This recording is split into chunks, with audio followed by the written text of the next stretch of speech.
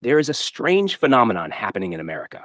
It has nothing to do with inflation, nothing to do with Social Security, nothing to do with the stock market. It happens quietly, behind closed doors. A retired couple walks into a restaurant. They look at the menu for 10 minutes, not because they cannot decide what they want, because one of them is trying to convince themselves that ordering the salmon instead of the chicken will not ruin their retirement. The difference is $12. They have nearly $2 million invested.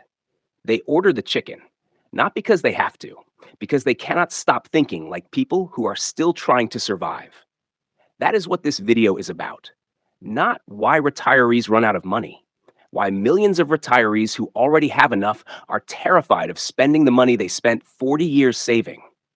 And the answer has almost nothing to do with math. Let me ask you a question. If I told you someone had a paid off house, no debt, a pension, Social Security, and $1.8 million invested, would you describe them as wealthy? Most people would. Now, let me ask another question. Would you believe that same couple drives 20 minutes across town to save $4 on groceries? Or refuses to turn on the air conditioning because the bill might be high this month? Or apologizes for buying new shoes after wearing the same pair for 12 years? It sounds irrational until you understand what retirement actually does to the human brain. Here's the strange part. If you ask those retirees whether they feel rich, many will quietly tell you no. Not because they're pretending, not because they're trying to impress anyone, because they genuinely don't feel financially secure. And that's the puzzle. How can someone have more money than they ever imagined, yet still hesitate over a $12 dinner? How can a lifetime of successful saving end with constant fear instead of peace? The answer begins decades before retirement, long before the investment accounts grew, long before the final paycheck, long before anyone started talking about withdrawal rates. For 40 years, their identity was simple: spend less than you earn, save, delay gratification, say no, work harder, ignore today's wants so tomorrow can be better. Every month, they watched money leave their paycheck and quietly move into retirement accounts. Every raise became another opportunity to save a little more. Every bonus became another investment. Every unnecessary purchase felt like a step backward. Every sacrifice felt responsible. And life rewarded them for thinking that way. Their savings grew. Their investments compounded. Their home gained value. The closer retirement came, the more confidence they felt. Because every year the same lessons seemed to be confirmed. Saving equals safety. Spending creates risk. Eventually, those habits stopped being something they did. They became part of who they were. The careful one, the responsible one, the person who never wasted money, the one who always planned ahead.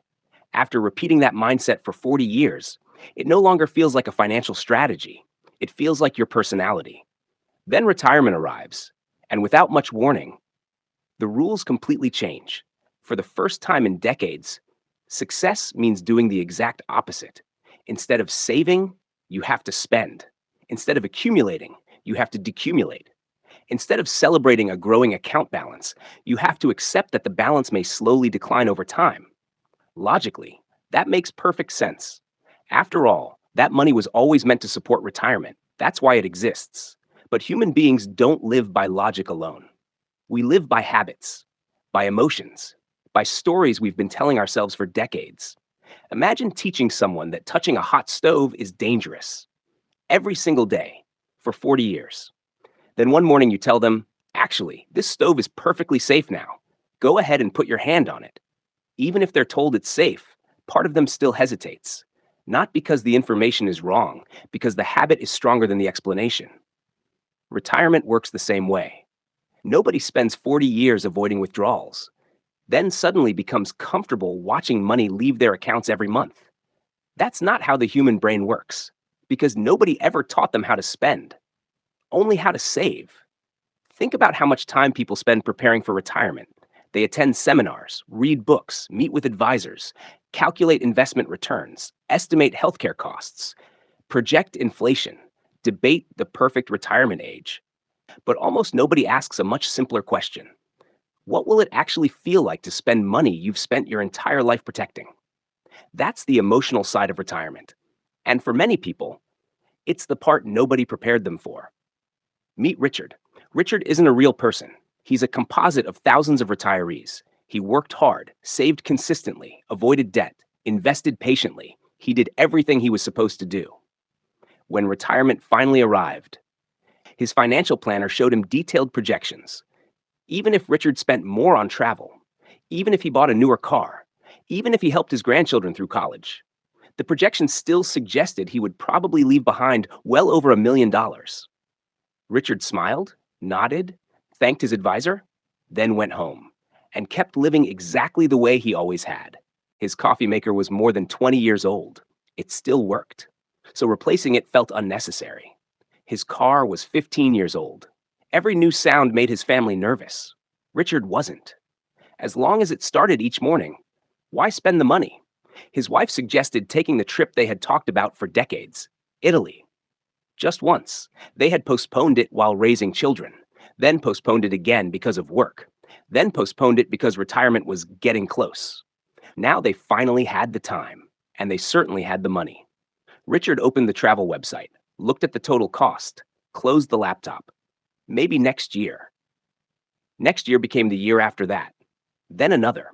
Family dinners became less frequent because he always insisted everyone eat at home. Weekend getaways quietly disappeared.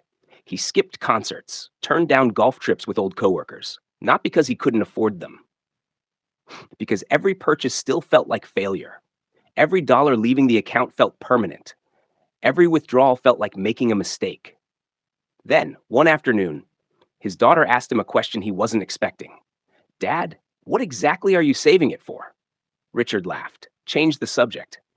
But later that night, the question came back. He wasn't saving for retirement anymore. He was already retired. He wasn't saving for his children's education. They were adults. He wasn't paying off a mortgage. The house was his. He wasn't building an emergency fund. He already had one. For the first time, he realized he no longer knew what the money was actually for. He only knew he couldn't bear to spend it. Behavioral economists have a name for part of this: loss aversion. It's one of the most powerful forces in human decision-making. Simply put, the pain of losing something usually feels stronger than the pleasure of gaining something of equal value. Finding $100 feels good. Losing $100 feels terrible. The numbers are identical. The emotions are not. Now stretch that feeling across an entire lifetime. For 40 years, every financial decision reinforced the same lesson: protect your savings, avoid unnecessary spending, watch your balance grow, celebrate accumulation. Then retirement arrives and quietly says, "Now start withdrawing."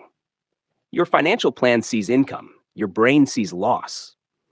Each monthly withdrawal isn't processed as a paycheck you earned decades ago. It feels like subtraction. It feels like decline. It feels like watching something valuable disappear, even when that's exactly what the money was designed to do. That's why many retirees obsessively check their investment accounts. Not because they're making changes every day, because they're looking for reassurance. They're hoping today's number will make them feel safe. But reassurance rarely lasts. A market decline of 5% suddenly feels personal. A negative headline becomes impossible to ignore. A smaller account balance creates anxiety, even if the long-term plan hasn't changed at all. The math may still work perfectly. The emotions don't. And that's the difference between financial security and the feeling of financial security. Those are not always the same thing. Someone can have enough money to support themselves comfortably for the rest of their life and still wake up worried every morning. Not because they're irrational, because they're human. But here's the part almost nobody talks about. Many retirees aren't actually afraid of running out of money. They're afraid of running out of identity. For 40 years, being responsible meant sacrificing today for tomorrow, working instead of resting, saving instead of spending, planning instead of enjoying. That discipline became a source of pride. It became proof they were doing the right thing. Retirement quietly asks a very different question. What if tomorrow is now? If you no longer have to postpone happiness, can you actually allow yourself to enjoy it? If you no longer need to justify every purchase, who are you? If being responsible no longer means saying no, what does responsibility even look like? Those questions don't appear on retirement calculators. They aren't answered by spreadsheets. They're deeply personal, and sometimes They're far more difficult than figuring out whether you can afford a vacation. Imagine two retirees. Both retire with exactly the same amount of money. Both invest in similar portfolios. Both earn similar returns. Both eventually leave exactly the same inheritance to their families. On paper, their retirements look identical, but they aren't. The first spends retirement creating memories, traveling with a spouse, taking grandchildren to the zoo, learning photography, saying yes to family vacations, buying the comfortable chair they always wanted, replacing things before they become problems, living with the confidence that the money has a purpose. The second spends retirement protecting a number on a statement, waiting for the perfect moment that never arrives, delaying every trip, questioning every purchase, treating every withdrawal like a mistake, living carefully, but never quite feeling free. Both leave behind the same wealth. Only one truly experienced the life that wealth made possible. The tragedy isn't dying with money. The tragedy is spending decades building financial freedom, then never giving yourself permission to use it. This doesn't mean every retiree should suddenly spend without thinking. Planning still matters, budgets still matter, risk still matters. But there is a difference between being financially careful and being psychologically trapped. Retirement isn't supposed to be 40 more years of accumulation. At some point, the purpose of money has to change. Money is no longer keeping you alive. It is supposed to help you live. And maybe that is the hardest financial lesson of all.